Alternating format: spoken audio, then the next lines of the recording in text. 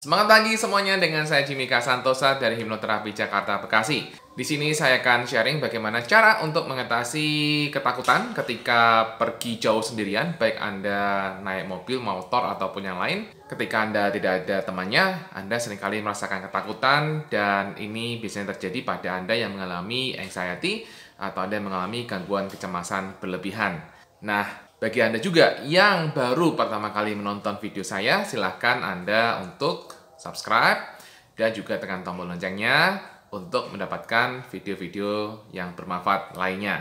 Oke, silahkan tonton video ini terus sampai habis.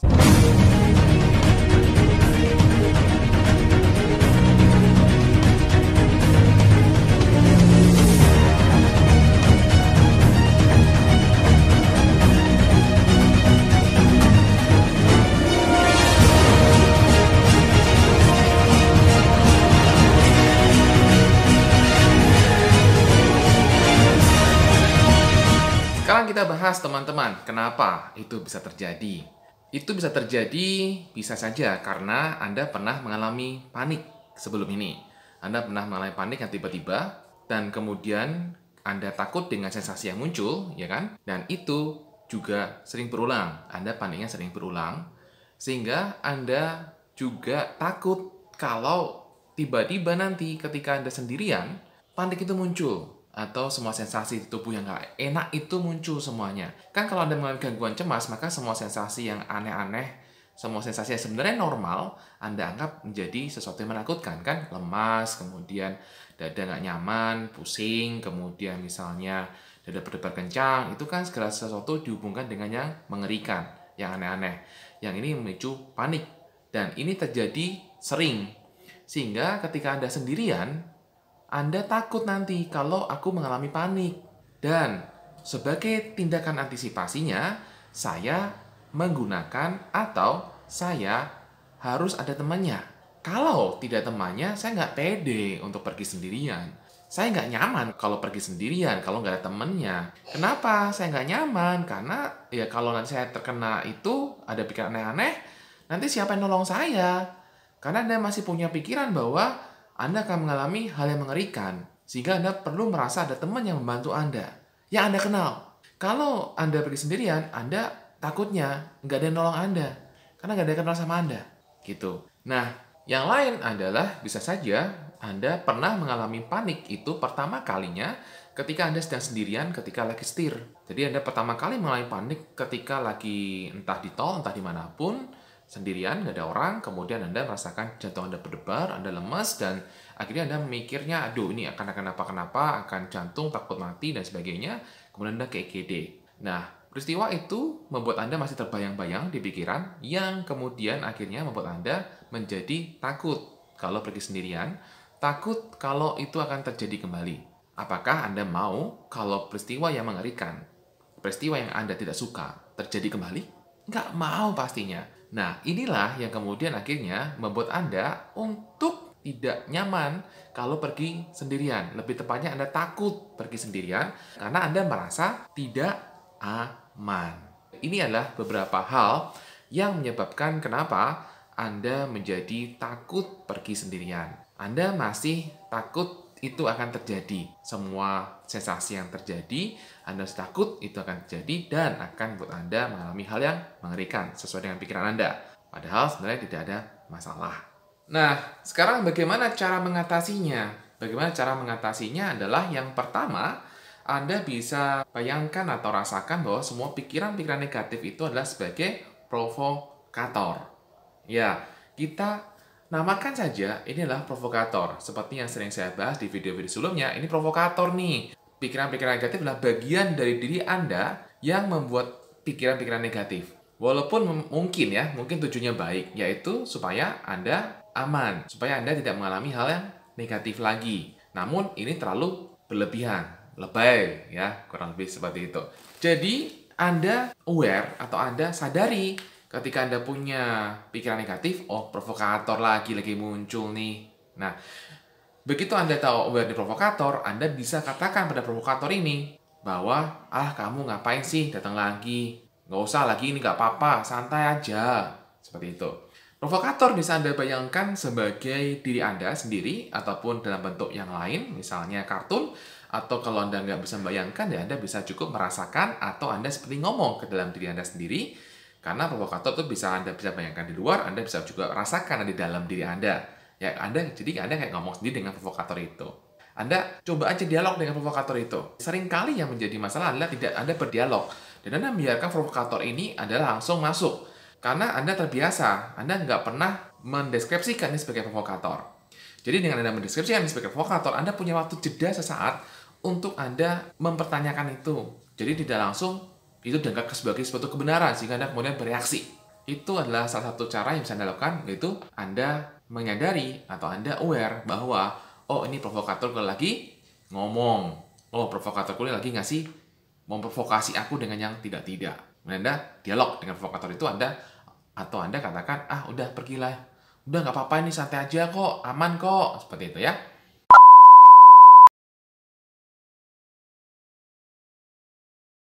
Kemudian yang kedua, teman-teman, Anda bisa senyum. Ya, ketika Anda dalam perjalanan, Anda bisa senyum. Sambil Anda, supaya senyum-senyum, Anda juga bisa untuk menyetel lagu-lagu yang ceria. Misalnya, di sini senang, di sana senang, di mana-mana hatiku senang. Ya, Anda nyanyi aja seperti itu sambil senyum, sambil setir, seperti itu. Itu akan memicu Anda untuk meningkatkan rasa kegembiraan di hati Anda, sehingga Anda akan relatif lebih bisa menguasai pikiran Anda. Ya, itu Anda bisa lakukan terus berulang-ulang, nyanyi aja, atau Anda cari lagu-lagu yang lain lah, seperti itu. Jadi Anda nggak akan lagi fokus dengan semua sensasi, Anda nggak akan lagi fokus dengan masa depan Anda, nanti ke depan Anda akan begini-begini, nanti kumat lagi dan sebagainya. Enggak, Anda akan bisa lebih present, Anda bisa ke masa hari ini, masa sekarang dengan Anda menikmati lagu Anda. Tentu saja ketika Anda menyanyikan lagu ini, Anda juga harus benar-benar mengizinkan diri Anda, memaksakan diri Anda untuk pertama kalinya, mengizinkan diri Anda untuk menikmati lagu ini dengan senyum, bergembira, seperti itu. Ya, ini perlu latihan, teman-teman.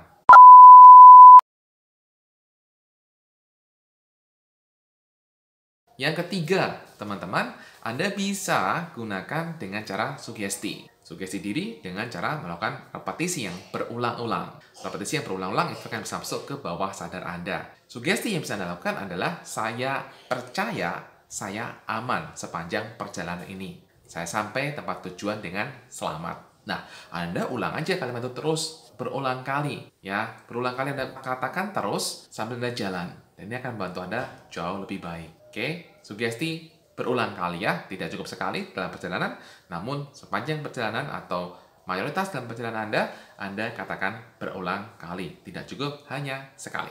Silahkan dipraktekkan ya.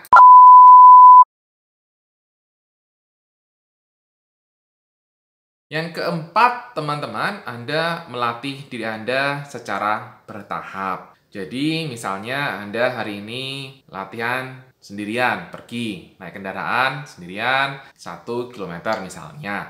Anda merasa mampu, enak. Oke, lanjutkan lagi 1 kilometer lebih, misalnya anggaplah 1 kilometer lebih 100 meter. Nah, di sini Anda merasakan kok nggak nyaman.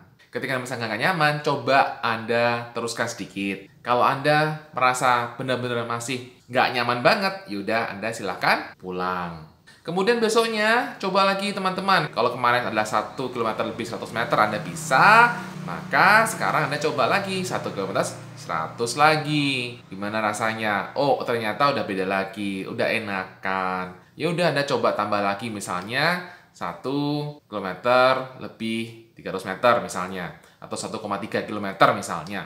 Nah, Anda coba, oh enak, kalau enak lanjut. Misalnya sampai 1,5 kilometer. 1,5 kilometer gak enak, yaudah pulang. Jadi paksa. Kemudian besoknya coba lagi tuh 1,5 kilometer lagi. Nah, udah enakan, naik lagi 1,6 kilometer. Terus bertahap. Nah, dengan Anda melakukan hal ini, Anda akan punya rasa kepercayaan diri Anda bahwa Anda baik-baik saja.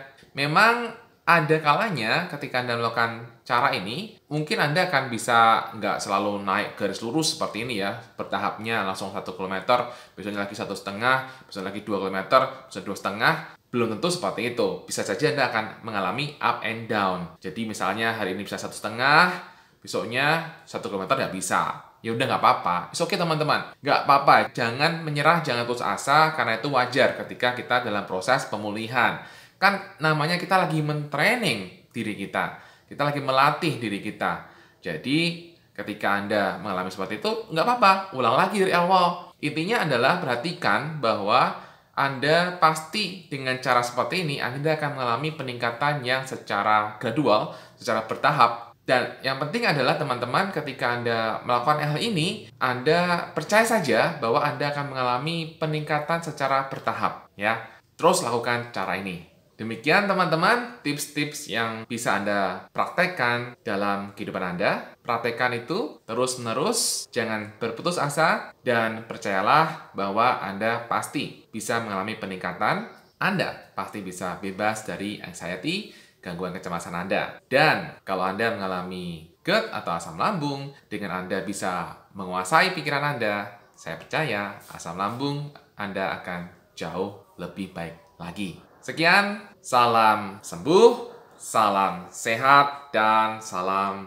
bahagia.